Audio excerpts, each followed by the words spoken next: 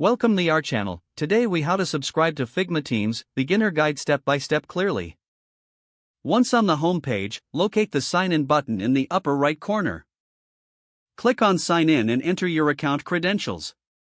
If you do not have an account, create one by clicking on the sign up option. After logging in, find the Teams option in the sidebar menu. Click on Teams to see available options for team subscriptions. Look for the Get Started button for Figma Teams. Click on Get Started to begin the subscription process. You'll see various pricing plans available for Figma Teams. Choose the plan that best fits your needs by clicking on it. After selecting a plan, click on the Continue button. You may need to enter your payment details to proceed. Fill in the required payment information and confirm your subscription.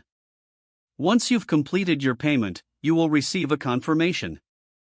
You can now invite team members to join your Figma team. To invite members, navigate to the Members section in your team settings. Enter the email addresses of the members you want to invite.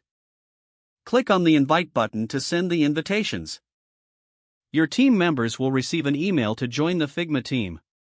After they accept the invitation, they will be added to your team. You are now ready to start collaborating with your Figma team.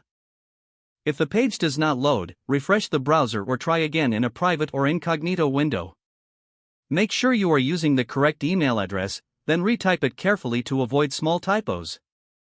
If your password is not accepted, use the reset option and create a new strong password. You can check your spam folder for verification or security emails, then complete any requested confirmation steps.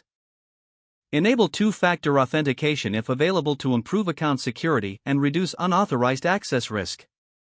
After signing in, review your profile details so your contact information and settings are accurate and current.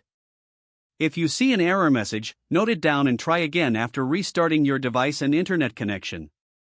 Log out when you finish, especially on shared devices, to keep your account and payment information secure.